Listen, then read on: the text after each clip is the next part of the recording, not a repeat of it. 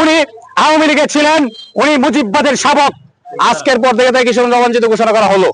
ফজলুর রহমান সাহেব, তাকে আসলে সাহেব বলতে পারছি না আজকে, কারণ উনি যে বক্তব্য দিয়েছেন টোটালি যেখানে সেটা হচ্ছে ফ্যাসিবাদের বক্তব্য হতে পারে, সেটাকে আমরা ফ্যাসিবাদের বক্তব্যই বলবো। কারণ উনি আজকে যে আমাদের যে 5ই আগস্টের যে অভ্যুত্থানকে কালো শক্তি বলে অতিবাহিত করেছেন এবং অভ্যুত্থান যারা করেছে তাদেরকে রাজাকারের বাচ্চা বলেছেন, তারই প্রতিবাদে আজকে আমরা কিশোরগঞ্জের সাধারণ ছাত্র জনতা আজকে গুরুজাল সরকারি কলেজ মাঠে উপস্থিত হয়েছি এবং গণজুতা নিক্ষেপ কর্মসূচি পালন করছি।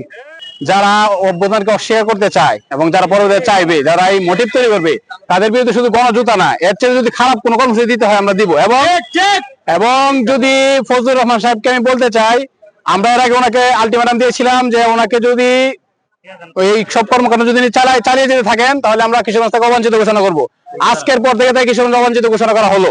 বিএনপির চেয়ারপারসন সহ তারেক রহমানকে বলতে চাই, অভ্যুত্থান পরবর্তী সময়ে কেউ যদি বিএনপির মুখোশ পরে এসে আওয়ামী এজেন্ডা বাস্তবায়ন করতে চায় তাহলে এটা বাংলাদেশের ছাত্র জনতা গণ অভ্যুত্থান পরবর্তী সময়ের যুব নেতারা, যুবকরা কখনো এটা মেনে নিবে না। উনি আওয়ামী লীগে ছিলেন, উনি মুজিববাদের শাবক। উনি যদি এভাবেই কথা বলতে দেখেন, স্বৈরাচারকে ফিরিয়ে আনার চেষ্টা করেন, আমাদের জীবনের শেষ রক্তবিন্দু দ্বীপ এই ফেসিবাদী, এই মুজিববাদী, এই ফজলুর রহমানকে আমরা কিশোরগঞ্জে প্রতিহত করবো।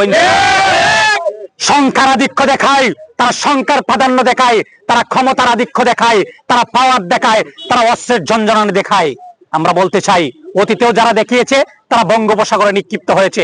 সুতরাং আমরা বলতে চাই, ছাত্র জনতা যেই লক্ষ্য উদ্দেশ্য নিয়ে গণ অভ্যুত্থান ঘটিয়েছে, এদেশের ছাত্র জনতার জন আকাঙ্ক্ষাকে বাস্তবায়নে কাজ করুন, অন্যথায় আপনাদেরকেও এদেশের ছাত্র জনতা আস্ত করে নিক্ষেপ করবে।